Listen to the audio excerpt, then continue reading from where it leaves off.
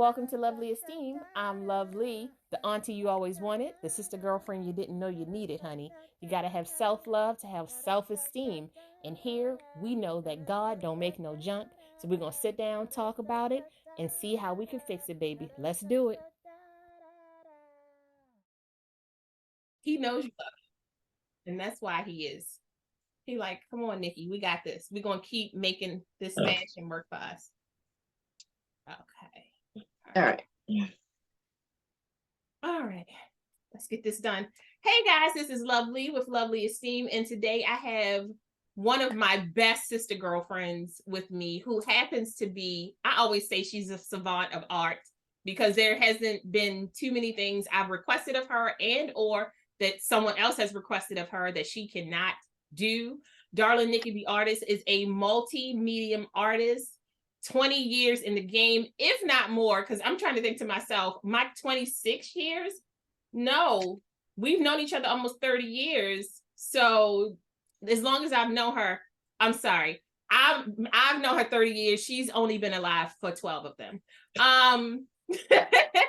She's a clothing and jewelry designer. She's a seamstress.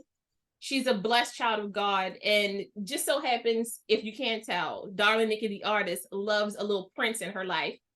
And I was going to make a Michael Jackson sound and mess this whole thing up. But welcome, Nick. I love you so much. Introduce yourself to the world, baby. Hi, everybody. My name's Nikki. Me and Lee go all the way back to high school. I won't say what year we graduated.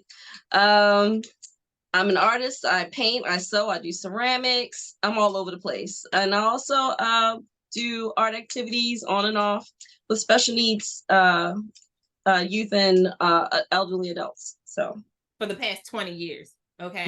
Yeah, that's been my employment for 20 years while I'm trying to be an independent artist.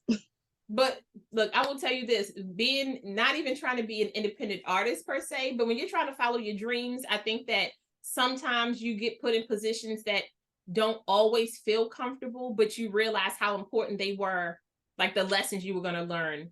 So that way you can, now I'm sure anybody who you run into, for the most part, you can handle, you can deal. Certain situations come up and it doesn't even, your brain doesn't even, you're like, okay, regular person, normal, everything's fine. Because dealing with the special needs community, learning the inclusive language, learning how to keep them connected to you has been like a special gift that you feel you have, right?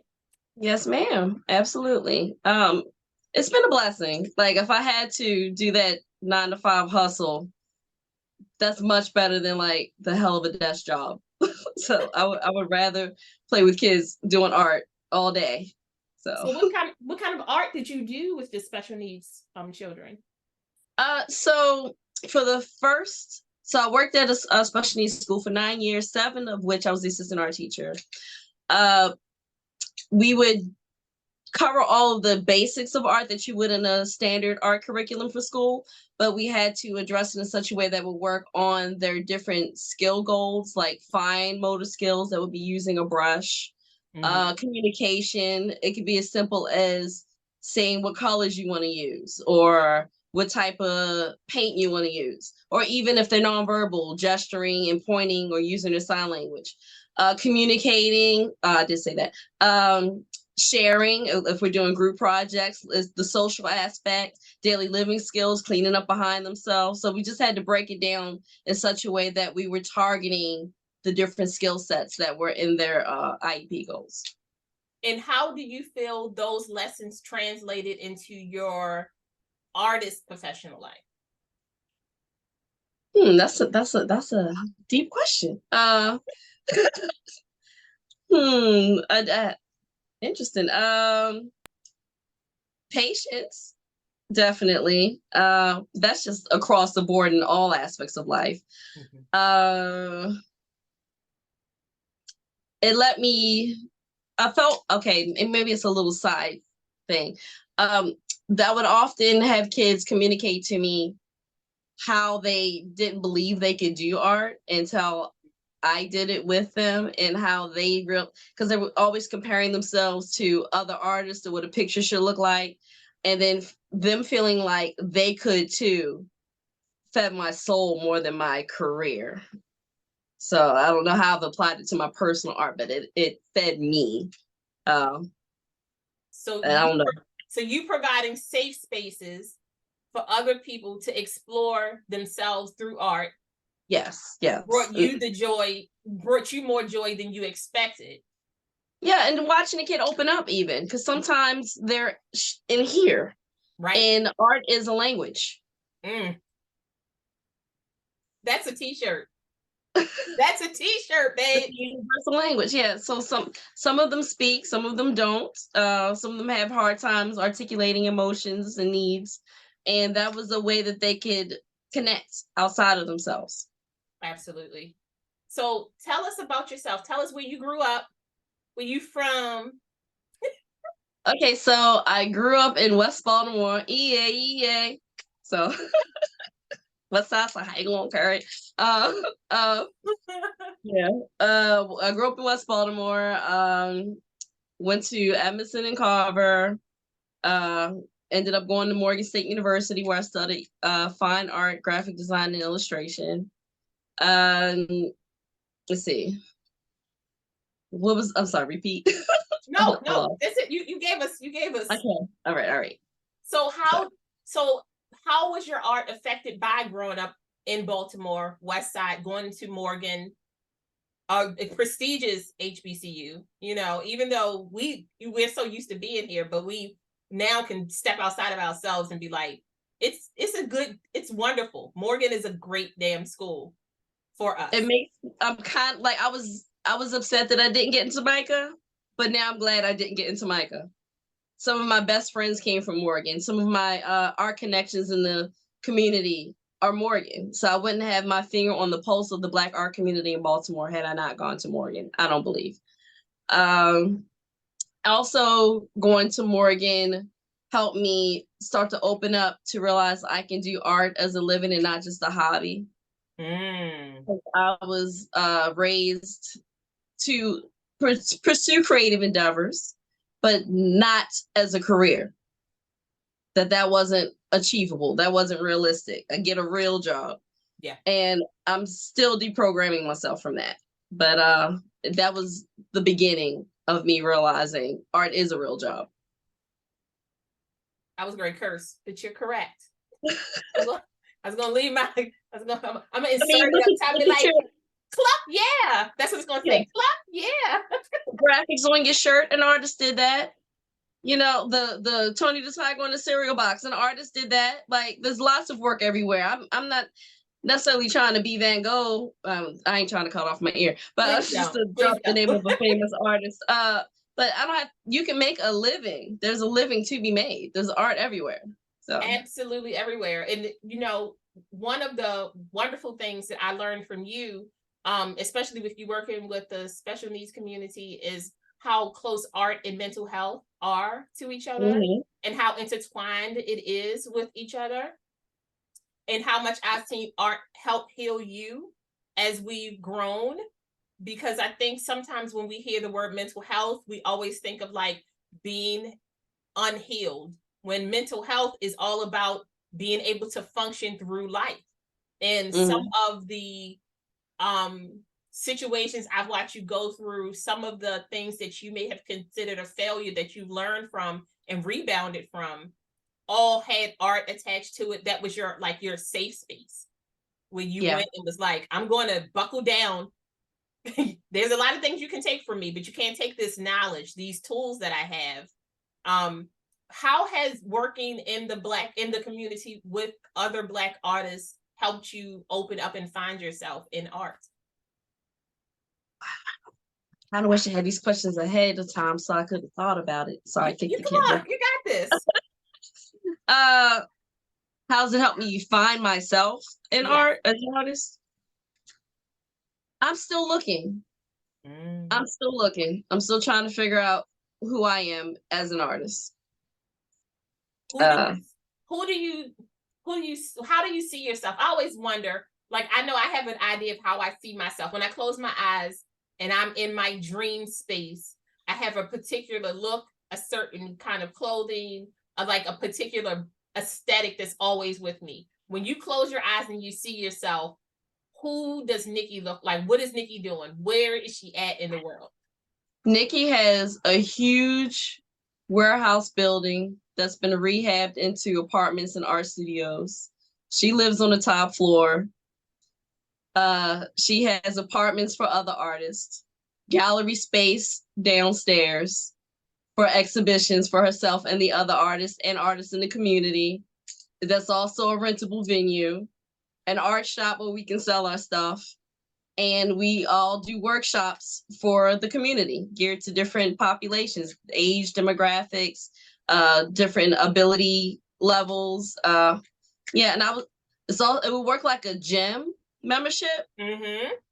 So you pay your fees, you get different packages, and it gives you access to tools and space. So not having an art studio at home is not an excuse. Anybody could come and be an artist. And facilitated by the artists that live in the building upstairs. So let's just say this was our out into the world energy. This is our out into the world. Put it out there.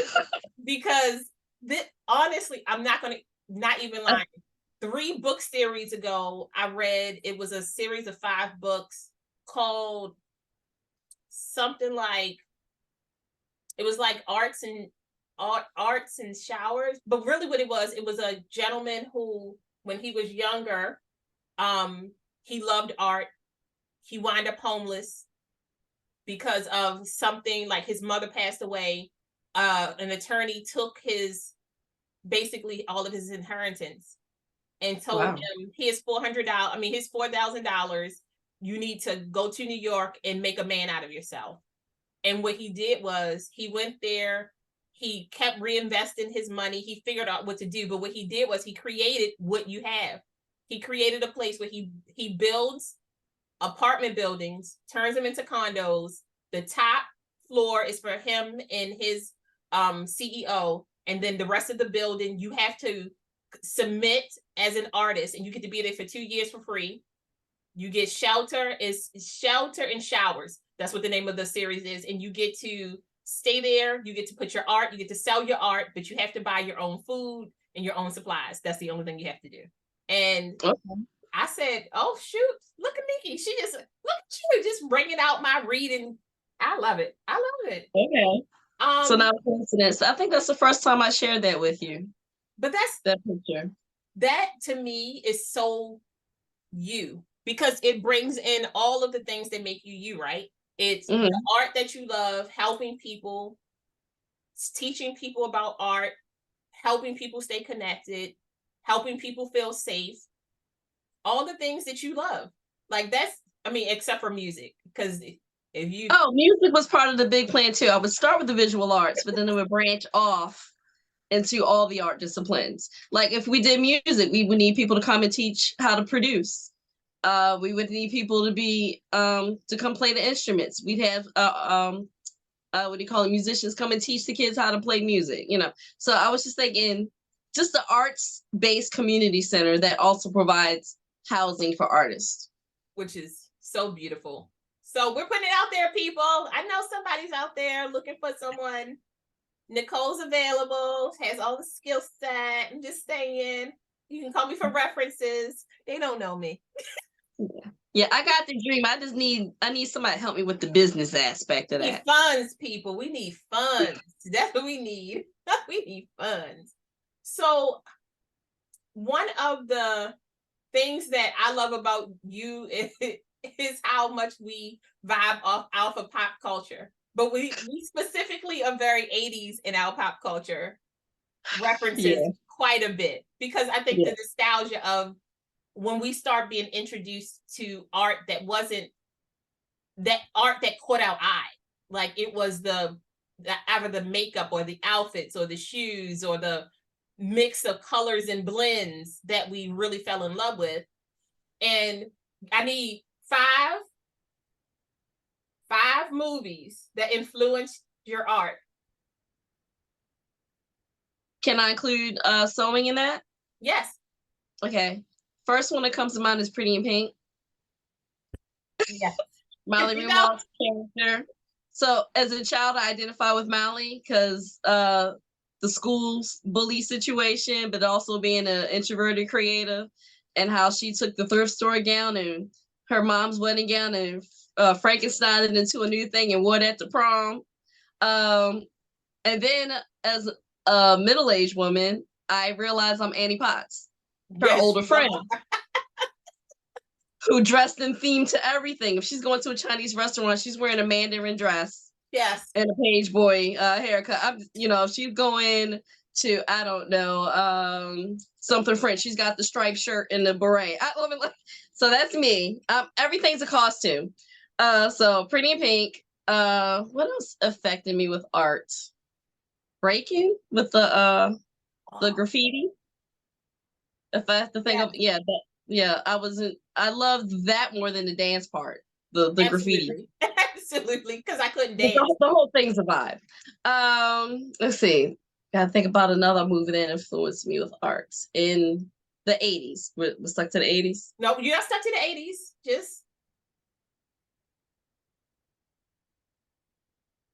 Okay, I'm sorry. You can edit that pause. uh Bruce Leroy, not Bruce Leroy. I love the movie. What's his name? Show enough. His outfits was fitting. I'm like, we were just talking about that movie the other day. Dragon, The Last Dragon. The Last Dragon. His outfits, everything. It was just so much going on, but I loved it. So that toned down, but he was himself. He was himself. He was himself. He had the leopard print with the football pads, with it was a lot going on. But think about that. Don't you see that on the walkway down on the runways? It's just Okay, I got 2 more movies to do that had an impact on me creatively. Can I come back around to when it pops in my head? Yes, absolutely. Okay.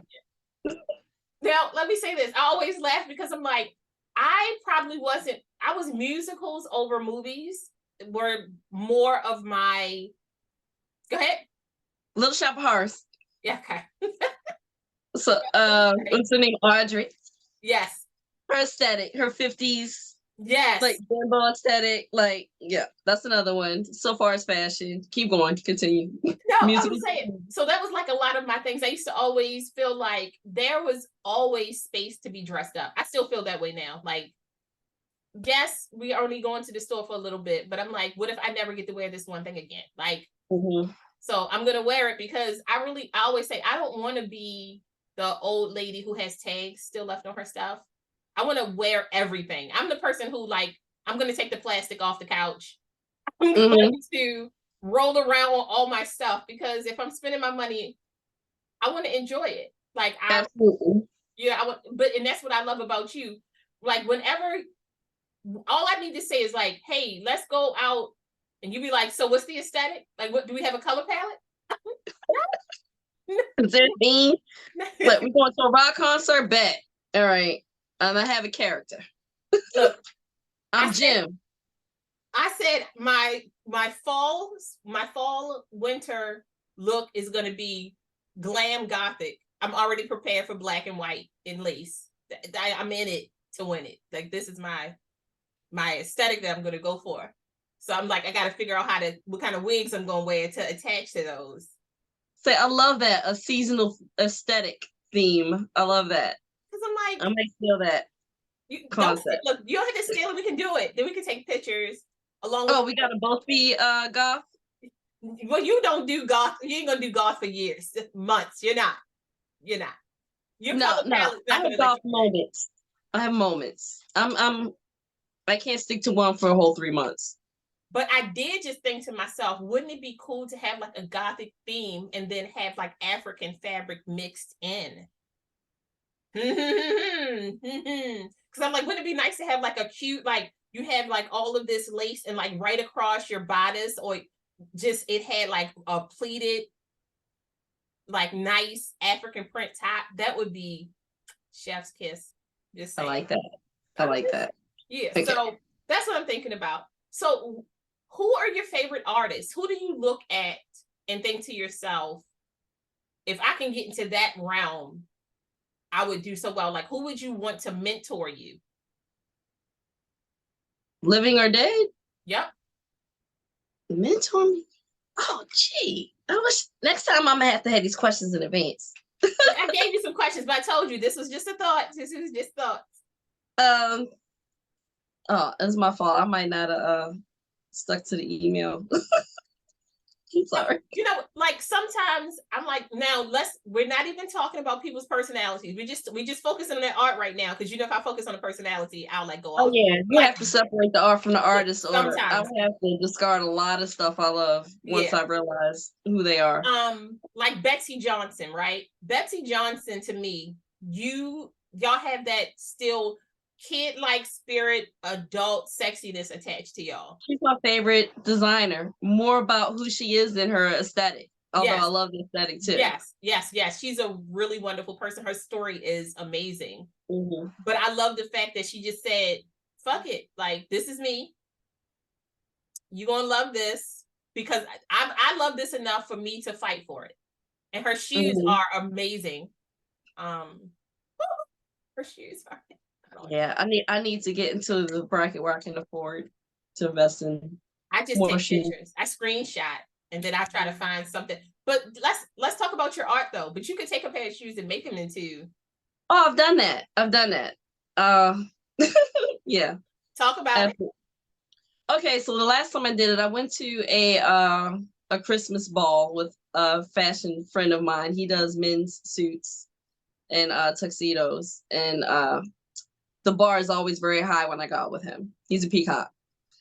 And I could not find shoes that I could stand in that went with my dress, because I have knee and ankle issues now. I can only do a wedge right now. Mm-hmm. So all the wedges I found were ugly. So I bought a pair of wedges I could walk in, and I pretty pink them, basically. I had some African print fabric that picked up the color of the gown I was wearing, and I decoupaged the fabric on them and added tassels and such. I'll send you the picture so you could show it later if you wanted to. No, absolutely. But that's what I mean when I say all the time, I talk about you being like a savant of art. Like, you are a studier of art. Like, it's like, I think some people love art because it feels so far away from us that when we see it, it's like nostalgia. And then you have some people, I think, who, when they were born, they just were touched a little bit more. And if given the correct space and given the encouragement, the amount of art that they can create, the creativity, that's one thing that I love with us. Whenever we are doing something together, if I tell you this is how I like it, I don't question the rest. You question a lot. You give me all kinds of questions. You're like, so what do you like? I'm like, listen, I trust you. Okay. I know you're not going out here having me looking like Jessica Rabbit from the zombie apocalypse, even though that would be a cool little outfit though. I'm just saying, but I know that that's not my aesthetic, so you wouldn't just be like busting that out. You'd be like, yeah, maybe not Lisa, but that's what I love about you, because I love your mind. Like, you don't just look at art as like black, white, blue, green. You're very much into the history behind the reason why you're going to do this thing. And that's what I love about how you create art, because you'll be like, I want to do it like this.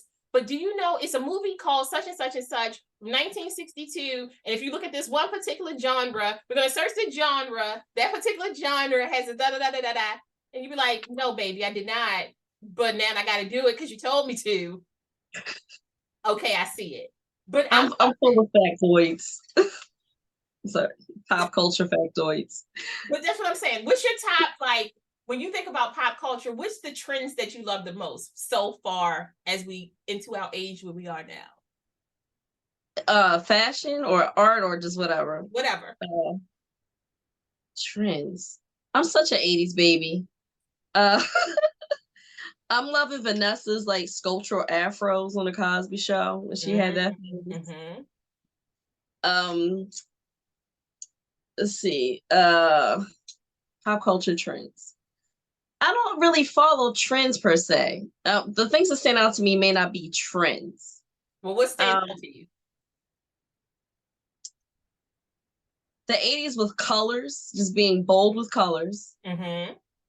What else in pop culture? I kind of like the 80s version of metrosexual, like Eurythmics, Yeah. Yes, I get it. I get it. The without structure, it having to be everything a structure. political statement. It just, this is how I present. Yes. It wasn't politics attached to it. It's gotten kind of like, I don't know, like it's less fun now because it's political now. Yeah. Um, Instead of just being able to be yourself, yeah, you have to explain why you yourself. And I'm yeah. like, no, you don't. Not with me. You don't have to explain why you. There are very few things that people are going to do that I am going to pay attention to in the first place. Mhm. So I'm like, Yeah. Let's see, pop culture. The braids was a big impact on me. The 90s braids. poetic justice. We was. I did that before the movie, and I had to stop wearing those braids because everybody kept accusing me to try to be like I was trying to be like Janet, and I did it first. But anywho, I did I not had do to it stop. first. I just want y'all to know I was not wearing my hand braids because I could not afford braids. Well, that's why I did my own. Oh, see, I didn't I have wasn't working no salon. I figured out it looked dicey the first 3 times, but then I got it right. Look, you want me to braid my what? Mm-mm. I was into T-bars. You know me. I was I cutting was as about short to as I say could. TLC. That was the next image that popped in my head. Was the baggy, uh, non-sexualized, femininity. Because everything's gotten to be about being like showing all your skin. Not to say that people can't if they don't want to. I mean, if they want to, but Yeah. I miss that phase where you could just have like baggy tomboy stuff. It's coming back though. It's coming back. And I think it depends on how you how you perceive yourself. Like I don't think that like that style that trend I don't think ever went out of style. It's just that it wasn't featured. Like with Yeah. the loose baggy pants, and sometimes you might have had a fitted tee, or The sometimes Jinko jeans. yeah. But look, the bigger the wider the leg for me, the better it was. I loved a wide leg pant, but that's because everything else for me that from the waist down was wide. So it was like Yeah. Let's see. One more pop culture thing. You said 5. I'll come back to that too. And I still have one more movie to do. you do. You have one more movie to do. Um, Okay. do you have and I mean, guess what is your idea of equality in art? What would that look like to you? Everyone having access to the materials and space to create. That's the center. Art is kind of gate kept. It's sort of an elitist thing. It can get expensive to really pursue a creative endeavor. And I don't want finances to be a block from people who want to have a creative outlet. There's so many geniuses who could come up with the next movie or painting or some other medium of expression that would have a huge impact on the world, but they're too busy just trying to survive that they can't afford the luxury of expressing themselves in those manners. Absolutely. And it was interesting. I was watching this video earlier today, and it was a woman who was saying that women in arts is such an understated community because art, I think she was saying something like women who women who are chefs, 88% of the women are chefs who are chefs are wonderful. They run restaurants, they do all of these beautiful things with food, but the men are the ones who are celebrated. It's the same thing in like painting with men. Men are the ones who are considered these avant-garde type things, and then the women like, oh, I don't get it, it's too feminine, or it's coming from a woman's point of view. But I'm like, if you're an artist, it should represent you, and if you happen to present as a woman or feel that way, then your art would represent you. And Yeah. you also don't, the cool thing about all of this is that if you don't like it, you don't have to comment on it. Like you could just turn the page or go to the next thing. It's always I even appreciate art that I don't like. Let me explain. Once I was at the BMA, Mm-hmm. and they had a painting on display called Venus is Still Venus. Mm-hmm. It was done in the late 30s, I believe. And it was a painting of a Aryan-esque Venus figure Mm-hmm. standing in a bathing pool, and all of the women of color were hiding and covering themselves. Mm-hmm. And the white woman was just like brazen and bold and unashamed of her nudity. And all the black people were just like, ugh, and shrieking away from her Aryanness. You know, they didn't, feel that they could be in the presence of such glory. And the artist was an Aryan, and it pissed me off. But I respect that he was able to communicate in one image exactly how he felt about me in such a way that I was offended and felt it deeply. Like, he's a good artist. I don't like him as a person or his beliefs, Yes. but I want to be able to communicate something as strongly as he communicated that to me. Yes. That to me is another one of those when people look at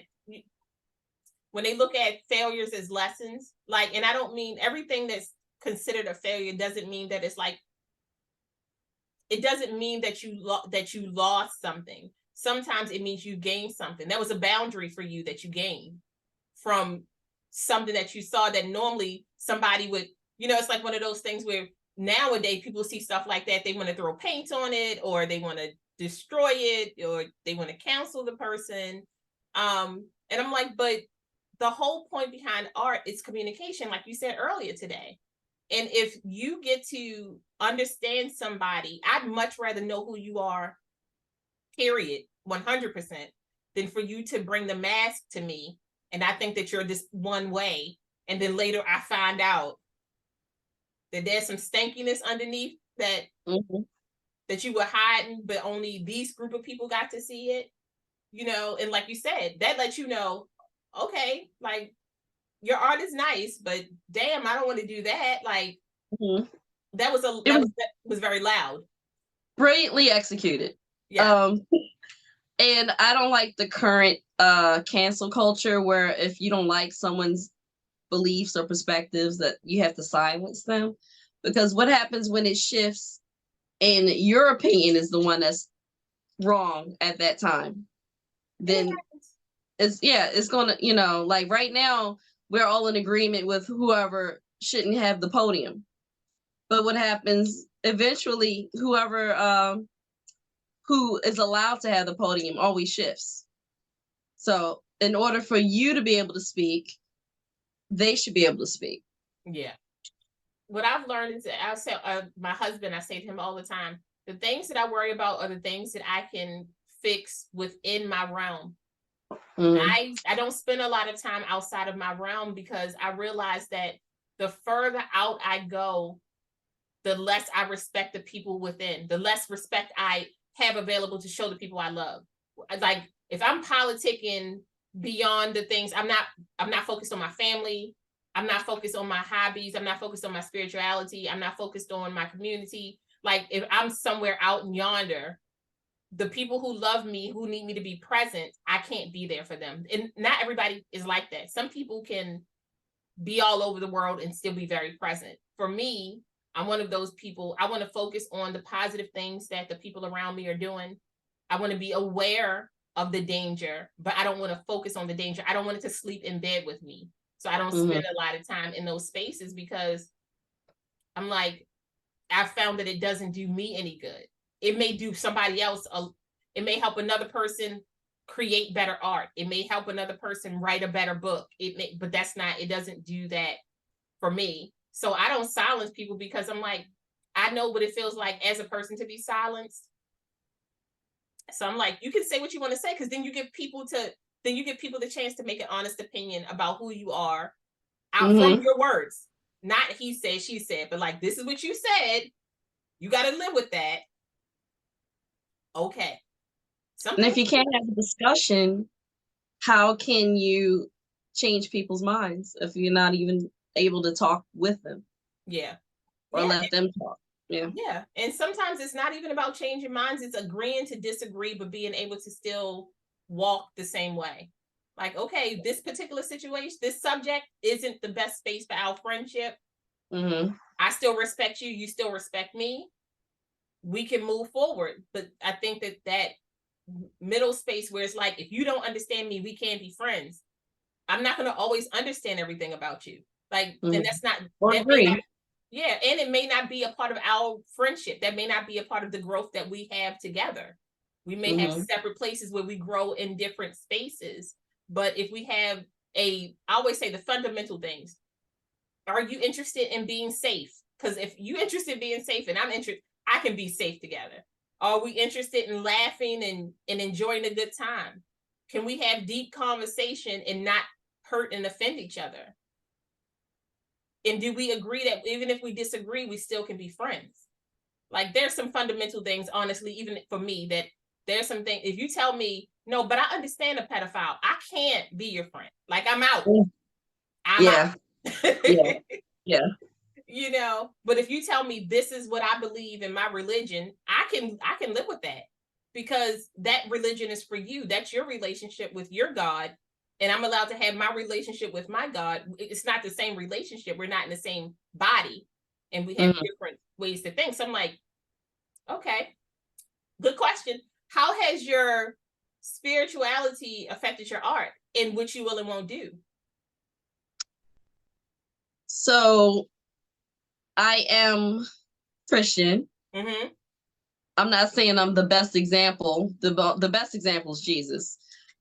So but I would say I have biblical beliefs of morality. So when I do commissions, I won't take commission work that is political or religious, because I don't want to be in a position where I am doing something that's outside of my beliefs. And I don't want to end up discriminating, like the bakery with, they didn't want to do the gay wedding cake. So like, I'm just not doing anything religious or political, because I don't want to paint a pentagram. No hate to anybody who wants a pentagram, but I don't want to participate in that thing that's outside of my belief system. So that's how art is affected by my beliefs, so far as what I do for other people. Hey guys, this is Lee with the T, and I'm doing more research. I'm smiling because I'm listening to a book at the same time. I can't tell you about it because you might not believe me anymore. Anyway, there's a website called Lines for Life, linesforlife.org. The Racial Equality Support Line is led and supported by people with lived experience of racism. We offer support to those who are feeling the emotional impacts of racial violence and microaggressions, as well as the emotional impact of immigration struggles and other cross-cultural issues. I've never had to use them. Again, I always say when I'm trying to find more information, I let you guys know. They have crisis and helpline services, prevention and post-prevention programs, skills training, volunteer and internships, and they also work with policies and advocacy work. I'm just saying, try them out. Linesforlife.org. Bye. Let's continue the conversation. Yeah, I haven't really done my own religious art. Most of my artwork, I've just been doing narratives. I like portraits, and I like to try to tell a person's story in an image with my portraits, regardless of what they believe versus what I believe. I'm just trying to encapsulate who they are in a painting. So I haven't been preaching through my artwork per se. Yeah. No, I mean, I think one of the things that our friendship has stood on very well is that you are who you are. You haven't changed for anybody. And you're one of those people where you're not preachy in our relationship. We just are who we are, and we keep moving. And if something comes up, we talk about it, and then we go to the next thing. Which is, I always say, that's part of both of our personalities. Like, we read the room for the most part, once we pay attention to the room. Because if we're not paying attention to the room, you're not going to get either one of us to do anything. We're like, Nicole, did you hear that? Nope, I did not hear that. I was not tuned in. I always say yesterday I was driving home with Big Kenny, and he was like, "What are you thinking about?" And I was like, "I was thinking about these tall boots and trying to figure out how to get a sunset on the boot." He was like, "But we're listening to Everybody Get Your Roll On." I was like, "Yeah, but I wasn't listening to the music. I zoned out and created a safe space in my head because I was creating art in my head." We Yeah, have rich inner thought lives. I do. And often I'm oblivious to what's outside of here. So, But I think that's how it helps us stay, quote unquote, normal in our own normal. What looks I normal don't for want to us. be normal. Look, we are normal, Nick. We're I gave up on normal. being normal. We're normal. So we do. What like let's go back to when you were talking about the art center that you're going to run. Because that's what we're I gonna like that. Going to. we're, All right. we're gonna run. You're gonna run, right? So when you were talking about age appropriate, like you were talking about creating art um based off of like maybe age and interest. So I was thinking I have different workshops that target different groups. So we can have sections for seniors to come and do activities, sections for little kids, uh, sections that target people with sensory issues. So we can make sure like it's dim light and not too loud, and and different tactile things that are geared towards that group. So just, and that's coming from my employment working with the special needs population. Absolutely. Wanting to not leave them out because the mainstream space is not configured for them to fit in comfortably. And a lot of what we did was trying to groom them to adapt to what's normal, to navigate. And I get it. Like the whole real world is not always going to peep that you're autistic and accommodate your sensory needs, but there should be more spaces where that's being factored in. Sorry, my voice cracked. Where that's being factored in. So. Okay, so this is a pause. I think you need to check your eye. Other side. What's going on? Because it's creating a shadow on one side more than the other, and I was trying to make sure. Is there makeup in my eye? It might have been a little bit makeup from when you were trying to when it's running. Yeah, my eyes are tearing. My allergies are trying to get me right now. Yeah, I was gonna say, where's your tissue so you can wipe your eyes like a dainty lady. Yeah, you can. So sorry. So sorry. No, but I'm not gonna have you up here crazy. How long have I been looking crazy? No, look, I literally stopped you as I saw it. I was like, wait a minute, let me make sure it's not just a shadow. Okay, yeah. I have like a smudge under my eye. That's what I was trying to make sure. I appreciate you. I'm trying to make sure you good. You good. Feel free to use that in outtakes. She said, I'm a lady. I'm a lady. No, but so is there anything that you hold special to you that you want to talk about that really just it makes you happy? It's a celebration of who you are. I don't know if I'm happy. I'm peaceful. Happy is joyful. something those in moments. I'm joyful. I'm joyful. Yeah. Happy's like happy is sort of circumstantial. I don't know. It is. But that's why I say things that you want to celebrate, things that that bring you joy, things that help you stay peaceful. Good food. Being in my zen when I'm creating especially if it's a project that has no stress tied to it. Because when it's a commission, there's always stress because I want to make sure my client's happy. So when I'm doing something that's strictly for me with no expectations on it. That feels good. Being around my girls, you, D, I won't say a government name, because I don't know how she feel about that. Tia, like being with people who are not necessarily like-minded, but parallel, because we're all our own people. Yes. That's why we complement each other, because we're not all the same. Absolutely. So, Absolutely. yeah, just being with other creative souls brings me peace.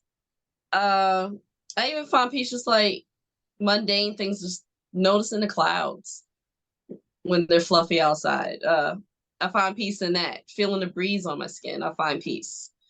Things like that. So that's why I was saying, I'm like, I think when you get to talk to people, you realize how simple we want our lives to be. Like we have there these you go, simple things. huh? So there you go, the simple things. Yes. To be cliche. She said, but I'm not simple or normal. Thank you so much. But it's like the things that really connect us to who, like, I always say the things that center me are so simple that it seems hard to obtain, because I am one of those people, I need free space and free range to kind of go off and be me. I'm a wanderer, especially mentally.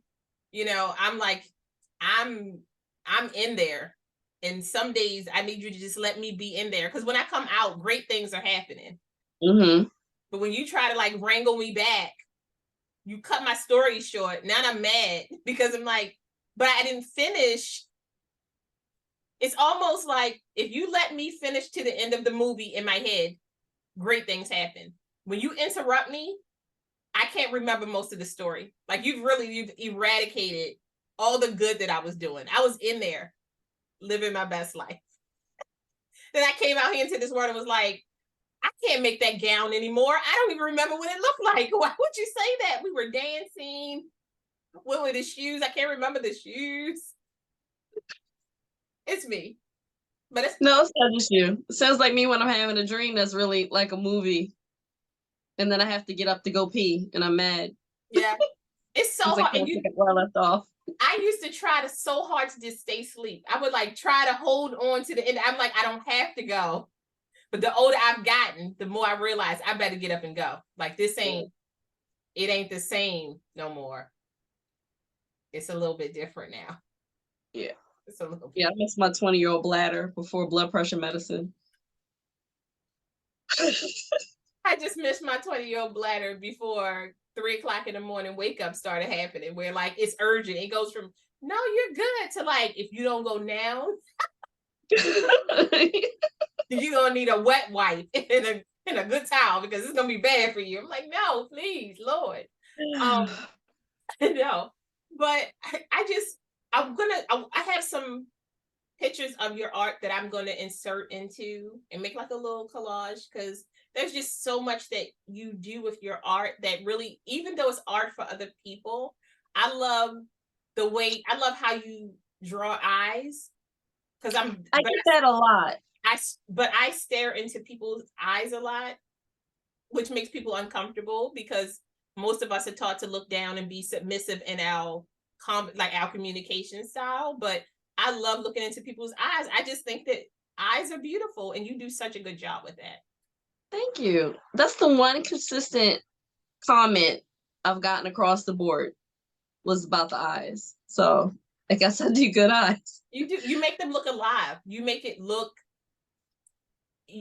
however it's supposed to look. In most of the pictures that I've seen you do, the person's either happy or they're joyful. It has more of a lighthearted feel to it, or their spirit is connected in the eyes. And I think that you do such a great job on that. Just making sure that, because I'm like, there's sometimes when you look at stuff and you're like, it almost looks like it's computer generated, and yours doesn't. It looks like the person, like I've seen the pictures that you work from to what you get to.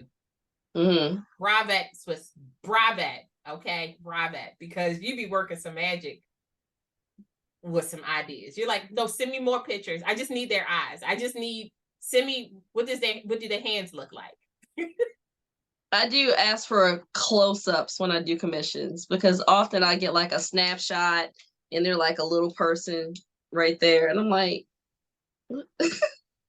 I can't see their whole face to do a portrait off of like the pinky nail and like a whole big seascape, like, or beachscape. Like, can't you zoom it out? like, Like, so have you ever heard of pixels? So if I zoom this out, yeah, they do not have a face. I can't see them. Yeah.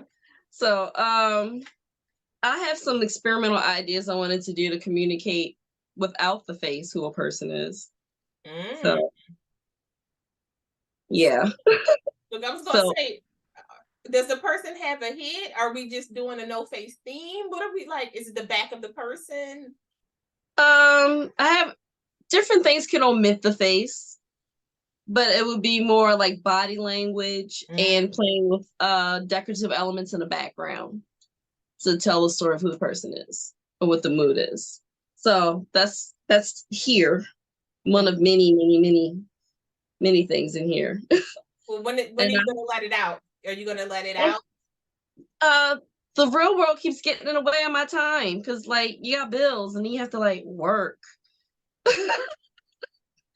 We and then were that not going to drains bring that you. word into here. We were not going to bring the word bills into this conversation. Sorry. Now you've made the podcast normal. Now that was normal. I'm so sorry. But one thing that happened for me to help me progress with the art thing was COVID taking my job. Because I was miserable pouring so much of my time and energy into something else. I love the population I worked with, but not necessarily the companies I worked for.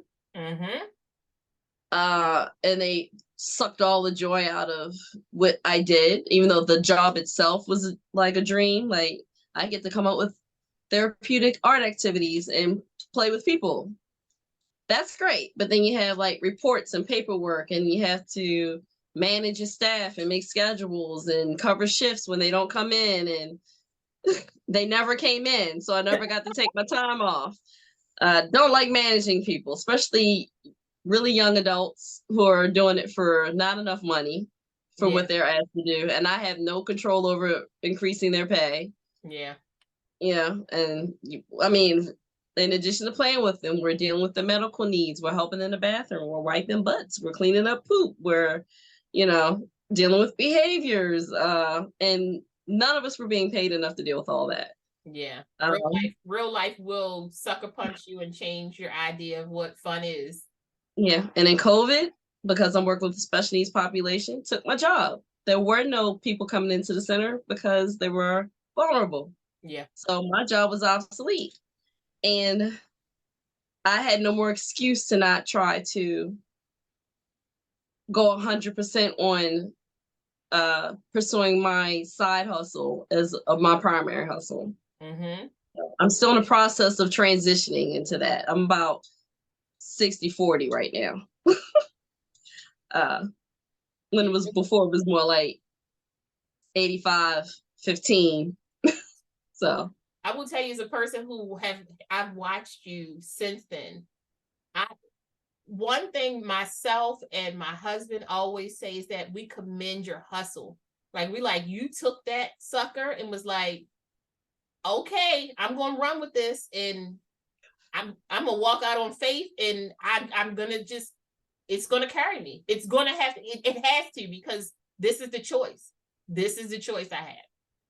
It's really helped me with my faith. Because God has carried me. It ain't me. I don't know where my money's coming from. I don't like month to month, just enough each month to keep the lights on and keep my mortgage paid. Just enough. Maybe I'll get something in my lap where you and I can go to brunch. Yeah. And then now and again, I'm bold and going out on faith and spending money. that I shouldn't on investing in my endeavors. But before I was too afraid to steal from here to invest in me. Like the ball that I spent all that money on for the ticket and all the money to make my gown so I can wear my garment and showcase my stuff in the right environment. Yeah. I think I'm like 700 deep. Yeah, with that. but it's going to be priceless, the amount that you're going to get back, because every time somebody sees you, not just the products that you produce, but every time somebody sees you, like you yourself exude your art. It comes out.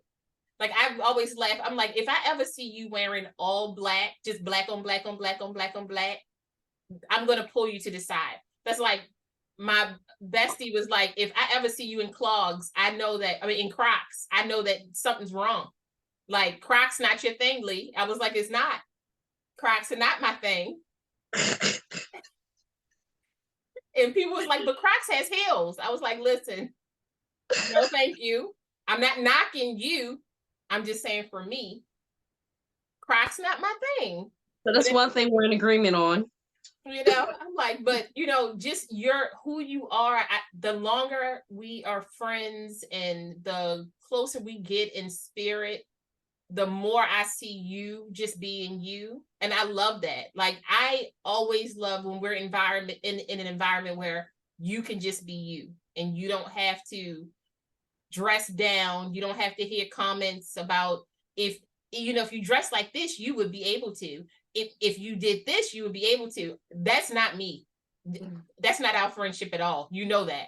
I'm like, do that thing and go all the way in. Like, all the way. Yeah. That's another thing I'm trying to reprogram myself from. Being raised to tone down your ethnicity to get by in the workplace. Your hair had to be a certain way. Your clothes couldn't be but so loud. Your earrings couldn't be big. And, maybe you'd have a boyfriend by now if you would just relax your hair. And so that's more reprogramming or deprogramming I'm trying to do. I'm working on. So. Yeah, and it takes years to be able to get those thoughts. And, I always say, people think that triggers are these bombs that happen to you. It's the little things that keep being repeated. It's called CPTSD. It's when the trauma continuously happens. It's like living in a neighborhood where there's always drive-bys. Eventually, you do get used to it, but when you get out of that situation, it doesn't stop it from still happening in your head, right? Yeah. So when we have conversations with people and we keep trying to alter who they are so that they can fit into our aesthetic, because that's what everybody's trying to do. Sometimes it's fight or flight. You have some people who give out advice because in their experience, if you did these things, it would keep you out of trouble. And I'm like, I understand that. But as you start to grow, as you become a different person, I always say, if you are the kind of person who always has to suppress somebody else's anointments, but you have to have anointments in order for you to be present, we need to have a conversation, because you can't suppress what you want in others and expect them to give you what you want in yourself. That's not, it just doesn't work like that.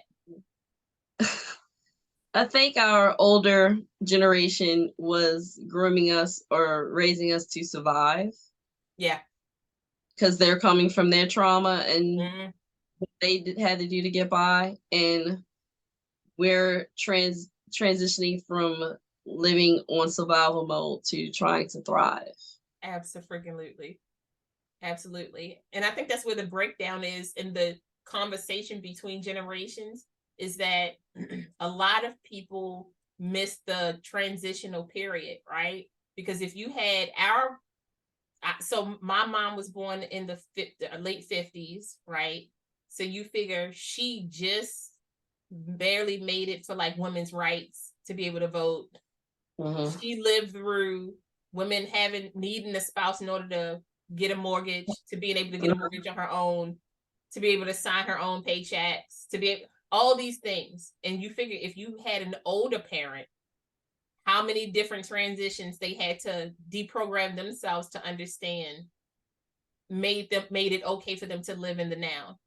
And a lot of us, we're stuck in survival mode because that's all we were taught to do. We weren't taught to thrive because thriving was considered a privilege. And it is a privilege still to thrive.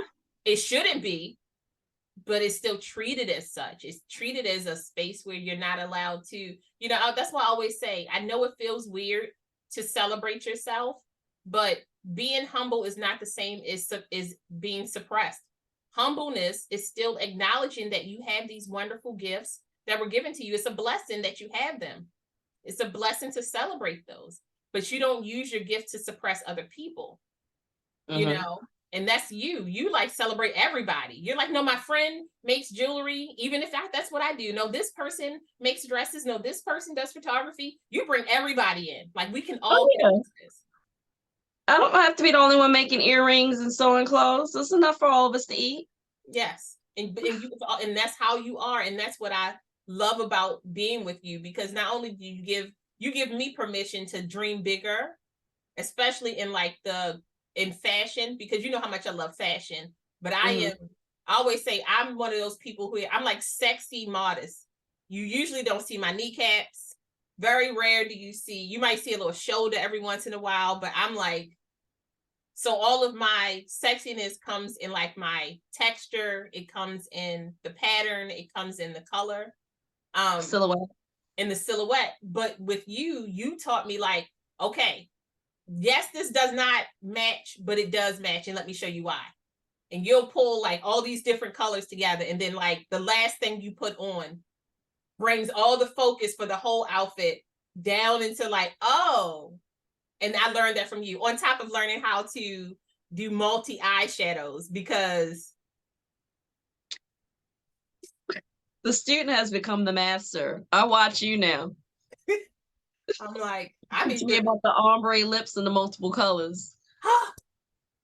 But you do it so well, though. You do it so well. I love it. I'm like, I always laugh. I'm like, all of the friendships that I've had in my life and that I still continue to have, we've never had to be friends because we do the same thing or because we walk the same walk or we dress the same way. I love very independent people. It makes me happy to see people being independent, but I love when we get together, our independence doesn't rub each other the wrong way. And that's what I feel with you and the aforementioned women that you spoke of. Like, everybody has their own space. And when we get together, we still have our own space, but we can extend the love around the board. And, you know, that, like, one of my dreams is really to have a space where we all get to come together and we have themed events. I told you already, you're going to run this because I'm not running this. That's going to be your baby. But when we have the business part, the business and marketing, and I'll do the dreaming, the vision. Look, that's where I am. Okay. I just want to show and be like, okay, so next week, what I was thinking about, do you have any idea about how to make that happen? I still want us to do a pretty in pink night. I think that would be really cute.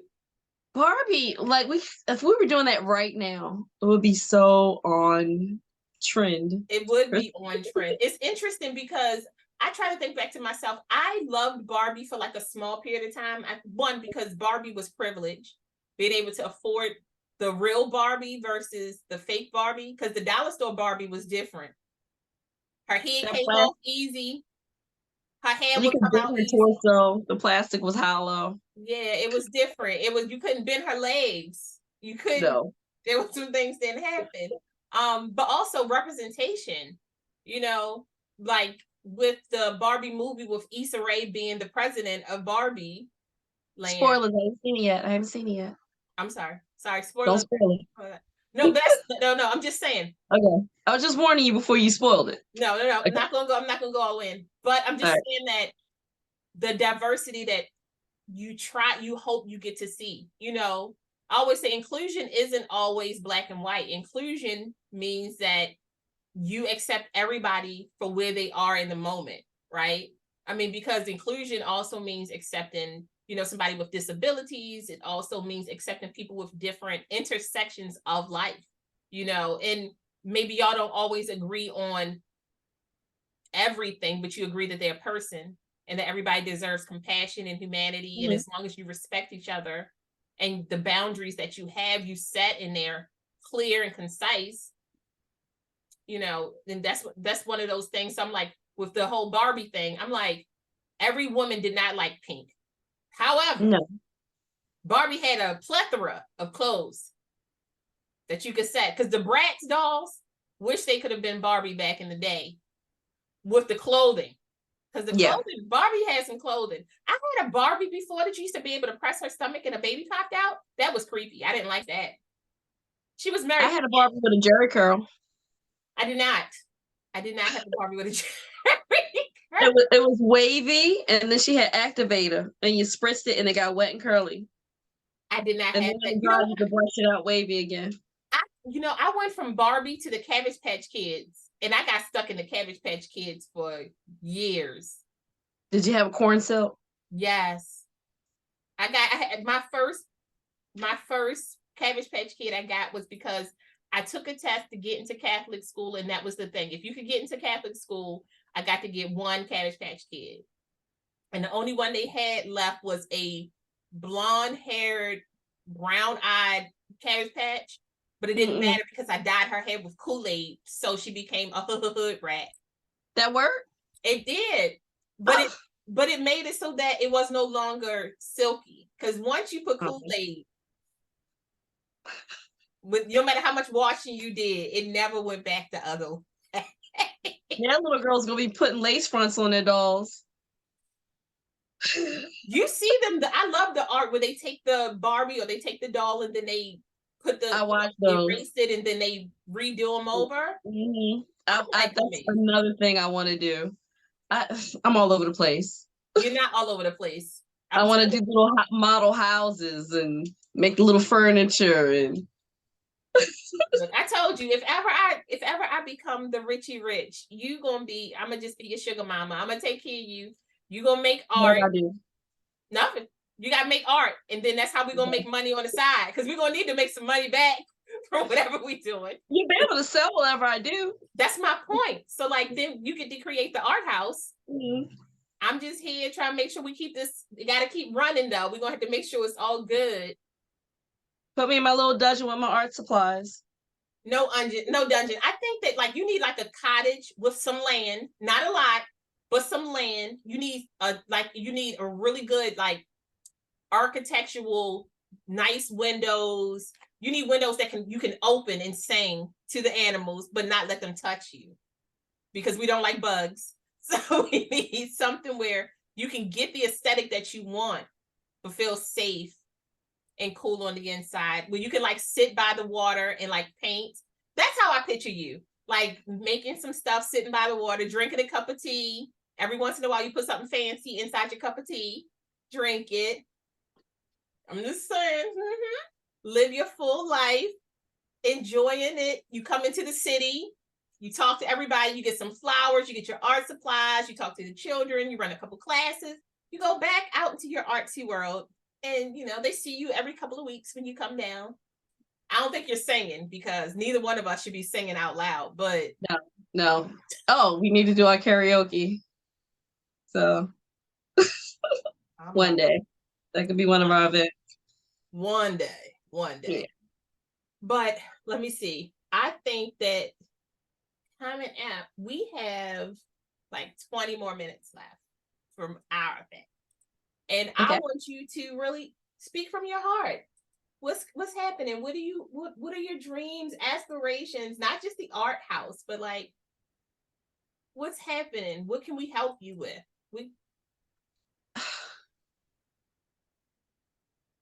What can you help me with? Okay. Finding which of my creative outlets can provide steady enough income that I can create and be financially sustained. And I'm okay with dabbling in painting and sewing. I feel like the sewing has more potential. I do too. But also there's a little more stress with that, because it has to fit. Yeah, And fittings and things like that. fit. And my heart is in my throat every time I hand over a dress or they come for that last fitting.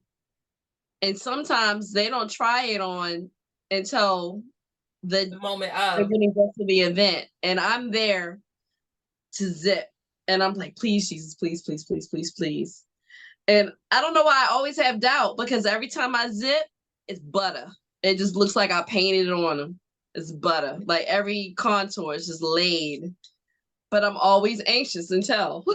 So I think that means you care. I think the fact that you still have a little bit of fear and anxiety, it means that you care. mhm. Now, I'm sure that because of our past and our lives, we don't like living in fear or anxiety. It's just a bad space for us to be in. But in order Having people unhappy with me. Yeah. I don't want anybody unhappy with me. I Or because know. of something I did or I didn't know. do right. And you know, in our relationship, I always tell you, you know what? You did. I know you give your best. Like it is very rare that you call me and be like, Lee, I did not. I cannot even remember a time you was like, I just didn't care. Like ever, as far as art goes. Now you may have had a time where you didn't care. But Not about art. yeah. But it's very rare. So I'm like, okay, so we need to get you some more commissions. But is there a particular do you love gowns more? Do you want to do more custom pieces? Like what? So I would like to do my own designs. Okay. But I feel like the custom work has been more lucrative, because if I make something and make 6 of a garment and put it out there, I have no guarantee after I invested money and time that somebody's going to buy it. Got it. So like the commission work so far since COVID started and I've been doing this thing, the commission work's been the more financially Sustainable. secure. Yeah. Not necessarily the best creative outlet. And it's like I'm trying to find that balance between creativity and business. Yeah. Yeah. Where I'm at peace in the middle. Like I know there's always compromise when you have a client. It may not be 100% your aesthetic, or you may make a suggestion based on something to do with their body. Not body shaming, but you can see what flatters and what doesn't. And they may not always listen. And then they don't look their best. And then that reflects on you. Like I sent them out there looking not as good as they could have looked. Yeah. You know. Yeah. And maybe other people think they're okay, but they don't know what I know they could have looked like. Yeah. Like there was this one lady, she was the mother of the groom. And everything I said don't do is exactly what she did. She was not going to wear shapewear. She was a big girl with soft bulges. And I'm like, you need structure. She wanted a silk dress, but did not want to wear shapewear. No. If you're going to do silk, you need foundational. Even garment. if you're size 0, even if you are, there are very few bodies that should put on silk. And not she could have done this. She had the right foundational garments underneath. Okay. But she wanted to be comfortable, which I understand. But I'm like, maybe you shouldn't do silk. Yeah. Maybe we should do something a little more sturdy in fabric, like a brocade fabric that has this little crepe has like the little divots that can hide some of the fat pockets in our booties and things. Yeah. Like even though it's the worst fabric, one of the worst fabrics to work with, because all it does is move. It just moves. Why do you move so much? Just maybe something with a little more flare, like I would say a high waist with a flared skirt, and that would camouflage the tummy. I'm always about it. You know me. I'm a high waist, A-line. Yeah. Give me a little something. Just rouge me to death if you have to, darling. I'm okay. She did not take any of my suggestions, and she was unhappy. I did what she asked me to do, so she wasn't mad at me, but she didn't feel confident. You know, I try to tell you. So Look, I tell you all the time, you know me, I'm almost always in Spanx when I'm outside. And Mhm. it's just because I have my own insecurities about myself. And instead of me making other people feel uncomfortable because I'm uncomfortable, I Mm. that's one of my self-care practices that I started doing probably about 10 years ago, but I'm very adamant about that. When I leave my house, I'm dressed as me. I'm comfortable for me. I could be overdressed to somebody else. I'm not going to change that. Mhm. But I try to make sure that I feel good enough for me because I can, if I don't do what I want to do for myself, I'll get stuck in my head and won't enjoy where we are, what we're doing. Because I'll be Mhm. stuck on, I can see my stomach, or I should have, this part was rolling, and it's not even a thing of I don't love my body, because now, especially as I get older, I realize how strong this body has had to be to carry me to where I am now.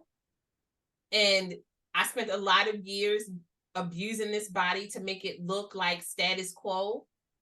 And I was like, I don't want to do that because that seems unfun. I did that for 25, 30 years of binge eating and bulimia and diets and all the things. And I'm like, yo, this body has carried me to this point and it hasn't let me down. I mean, my knee give me a little bit of problems every once in a while. My shoulder get frozen. I figure it's perimenopause, that's what we are. I am, not you, because you are 12 years younger than me. But but really just like embracing the fact that there's some tools I'm gonna have to use in order for my fashion to look the way I want it to look. And there's some Yeah. comfort shapewear out there, Nikki. Like, Yeah. Like some of my ideal aesthetic may not fit my body right now, and I have to come to terms with that, and I have to dress what I have appropriately. Now, I mean, not to say I don't like the word appropriately, but to play down the things I don't like and to play up the things that I feel confident about. mhm. And like maybe God has cottage cheese thighs on me for a reason, because I might be out there uh straying from my path. I always say God knows Keep me humble. he said, I'm not gonna give you a flat stomach because you're gonna be out here with your stomach showing. Yeah, And I was yeah. So like, it's probably easier to be a little more chaste if if I don't feel like I look good enough to go make that strip of money. I don't have the rhythm, Nick. I don't have the rhythm. They be like, get this girl off the stage. What is she doing? Like, I've been wondering what I'm going to do for bills. I'm like, OnlyFans. I could be painting, you know. no, But God's we're like, not gonna no, let you do it. We're not no, gonna let you do no. it because you would record the first video and be like, I am never doing that again in my whole life. Well, I mean, that's why I'm still pudgy. They keep me from doing stuff. I'm like, I'm pudgy because I like brownies. Yeah, I'm Okay. fluffy because I like to eat. I like to eat. Yeah. I do. And every time I know I'm not supposed to, I'm like, it just seems wrong. It I'll just, tell you this. If I'm ever depressed to the point that I want to leave, bring me a Reuben that I can smell, and you can talk me off the bridge. okay. Just stand there with the greasy paper bag. Come on, Nikki. So You can we're talk not me trying to get one of about those something. healthy Reubens. We need like a Reuben, like where the Yeah. cheese and If melt the down bag the whole ain't thing greasy, out. I don't need it. Like if I'm ever over this, you can talk me down. I got you. I got you. I got you. You know me, you and me in food, we like food. We still send each other videos of food. Like Food is porn to it me. is, it Oh, can be. yeah. Especially when it's really good, like a good cake. Do you ever tingle when you're looking at the videos? I don't tingle, but I do. This is what I've learned to do. I will screenshot a recipe, and I have a folder called Me Drool. too. I got food folders in my phone. And that's what I'm saying. And I just be like, you know what? I'm gonna make this thing. Now, should Mhm. I eat it? No. So, Am I gonna make it and eat it? Yes, if I can. Yes, if mhm. I can. Sometimes it's a challenge because I'm like, I don't know if I can make this 400-year-old butter pound cake, even though I can't eat dairy. How can I make this non-dairy cake taste as good as a dairy cake? I do stuff like that. So I don't know. I'm setting myself up because nobody needs. Or just take that lactate pill and eat your dairy. I can't eat that. Lactate don't work for me. Oh, I'm sorry. I know. You know what? I said to Kenny yesterday, I said, I want to eat a slice of pizza. I want to get a good pizza, go sit at like one of the like museum monuments, eat pizza and people watch. I love doing that. I've done it at Fells Point. I just create Just put an ice stories. cream cone or a pizza or a hot dog, sit on a bench, especially when they clubbing. Halloween. I don't celebrate Halloween, but if you have nothing to do, sit outside Fells Point and just people watch all the crazy drunk people in their costumes. I saw a troop of Smurfs. I saw Ghostbusters chasing a Slimer. And then all of our childhood dolls, like Rainbow Bright, but naked. They were all in bikinis and leg warmers. Just like, I know, smoking cigarettes in huddles. I'm just like shaking my head. But I create stories. I come up with storyline books. Now I got romantic dramas happening. I got all kinds of stuff happening. I'm like, people are interesting. I love people watching because I think that like everybody has a story, and I love hearing people's story. Yeah. I play that game where I'll think of a story about a person. I'm like, okay, he's a hitman and he's waiting in this diner for his mark to come in. Like, and he always drinks a single cup of coffee, black, no sugar. Right. No sugar. Right before hit. Like that's my story. He doesn't kill women and children. He doesn't, but he needs to take one shit before each hit because his nerves be bad, and it helps settle him because he drinks coffee. So that's how I'm. He only smokes when there's a hit. So like, I'm like, doesn't that sound like? I can't think of the movie. It was the movie. It was a hitman, and then there was a little girl who. The Professional. Yes. That was Natalie Portman. Yes, that was crazy. And I don't watch too many movies like that. And I was like, wow, that was a lot. I gotta go back over and watch me some more romance. I don't even know if that movie could be made now, some of those scenes with her. Yeah. No, but if it was made, it would probably be like an award-winning, world-renowned, because now it's avant-garde, it's like considered. It just, I don't know. I just feel like a lot of the stuff that's made nowadays that's like the best movie you've ever had. I'm like, where are the costumes at? Like, where the creativity has kind of been cut down. Well, studios cut all of that for money, just like with the strike that's going on now. They're trying to delegate all of that to AI and cut the creatives out, who they already weren't paying enough. Yeah. So like I said, that's why I get stuck in TV shows for 2 years, give or take. And that's why I say, all right, when I need something made, I will be calling you. You know me. I'm like, it's time for me to get some more Nikki jewelry. Okay. Some more Nikki necklaces. Oh, do you want to see your piece? Yes.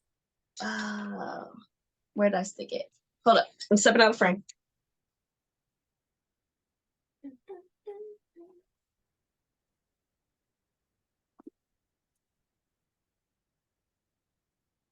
I'm back. Here are your earrings. You don't mind them seeing it before you debut it at the gala? No. These are earrings. They look so real. Like, well, it's like a cartoon. I know, but like that highlight is gorgeous. Oh, well, you said you wanted glitter on the highlight. And I sealed it with clear nail polish because I didn't have any resin. But this is what when we talk about, like, this is like honest, like our last thing before I have to jump off here. But this is what you artists do, right? You take what you have, you make it work until you can get something more. There's your ring, and I made it a bracelet as well. I'm trying to This is think. why I want you to be able to just make stuff. Yeah. Oh, I'm in the process of working on a book. I already did the book years ago. Mm-hmm. But I'm in the process of refining it and putting it out there. It's a storybook. It's an illustrated storybook. So Okay. Okay. yeah. Do I have any of the illustrations down here? I do not. Let's see. This is the hard copy I made years ago. Like I literally printed and cut and pasted the pages together. But like, I don't know. It's a bedtime book. Yes. I remember that years I showed you.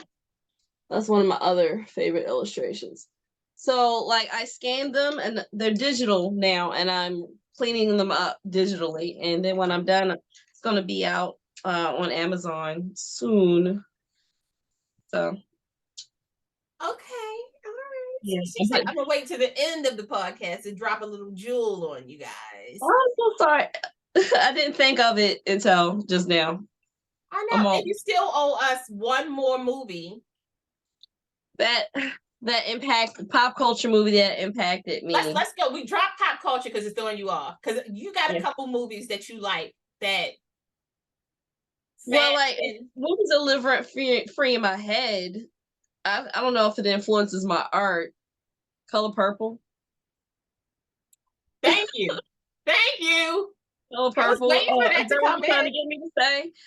But I was thinking of like the aesthetic or whatnot. Although it has a look. I want to do a Color Purple party too. It totally has a look of, and when they got into their high fashion for that era in the Black community, it was lovely. Yeah, it has a look. Yeah. Yeah. So I don't know if it impacted my fashion aesthetic consciously. I have to think about it if it had a subconscious influence. But the influence I know impacted my fashion, the Victorian era. Mm-hmm. I love corsets and bodices. I love the floofy shoulders. Yes. I love the like little waists and big skirts. What else? I like urban fashion, but dressed up. Mm-hmm. If that makes any sense? Like high-end urban. And I love mixing and matching colors and textures. Like somehow working a camel print with stripes, and just putting something that people wouldn't think to put together and put it together. And I'm going to tell you how the Color Purple influenced your art because you have it on right now. The scene when the two sisters meet up again and all of the African colors and all of the prints are together. And okay. when I have seen that, and we talk about how beautiful those prints were. And then you look at yourself now and the different pictures that you take, all the different, your love of African fabric and print. It's like it's right in your face. It's like always. It's very present. Are you vibing it without realizing it? I'm just saying. Okay. All right. I'm like, and I think you also love Native American prints as well. I love ethnic prints. Yes. And it does, I mean, of course, Afrocentric is on the top. Yeah. But like anything that looks, I like collecting garments from different ethnic groups, but I want it by that group. I don't want to get it from H&M. Yeah. Like I bought this alpaca wool poncho from a little Mayan lady. She had to be 4 feet tall, had her ears stretched with the big hoop disc in her earrings. She had like rings on her neck, and then she had like hats and head wraps. Didn't speak any English. I had to like point, and then she would like hand gesture, like how much. And I'm like, but that's who I want to buy the ethnic garment from, is somebody from that culture. Yes, absolutely. And also, if they don't mind selling it to me, they're not offended that I'm wearing it. Yeah. Yeah, I'm not, because it was marketed to me in a space where I could buy it. So I don't feel like I'm appropriating as much as I am appreciating. Yeah, and that's such a big thing right now. And I think that a lot of people could learn to appreciate the different, Like that's what people like. I see everybody's the same. No, they're not. And appreciating the differences is what helps you communicate and connect so much better, because the differences is what we celebrate and what we embrace and what we love about each other. You know, no matter what color you are. True. Like I don't know if we can appropriate as much as some other people can, because we're not the person that historically has stolen from other people's cultures. Sure. So I feel like that historical baggage attached to that demographic is kind of how that can get a little dicey morally with them wearing stuff from other cultures. Yeah. And also just in general for everybody, when you claim it as your own instead of learning the history behind it. Like when you learn the history behind something, it makes all the difference in the world. Where you profit off of it. Yeah. And the people you got it from don't make any profit or get any acknowledgement or recognition. Yeah. It makes all the difference. Like I like frosting. I'm sorry. No, go ahead. I like mixing different cultures in my garments, but I'm gonna buy that print from that person. Yes. So they're gonna make money if I make a garment using their fabric. They're gonna get the money, not somebody who is stealing their aesthetic and mass producing it at Joanne Fabrics. Yeah, but I'm not back to Joanne's, because back in the day when I was trying to learn, I was in Joanne Fabrics. Oh yeah. Like certain things I'll get from them, but if I'm looking for something ethnic, I want to source it from the source. Yeah. So. The more aware I became, the better I've gotten. But before, I always say, like when I first started learning how to sew, I was just like, I know this looks pretty. I can get it from here. Let me get this thing. And as I've gotten older, it's like if I like something, and even if I want it, if I can't get it from a place where I know, like you said, that the culture won't take offense to it, then I'll just wear flowers. I'm just gonna wear flowers. I'm gonna wear lace. I'm gonna be sheer. Like it just cuts back on stressing me out about feeling like I'm inappropriate, and it cuts out the drama that comes along with it. Yeah.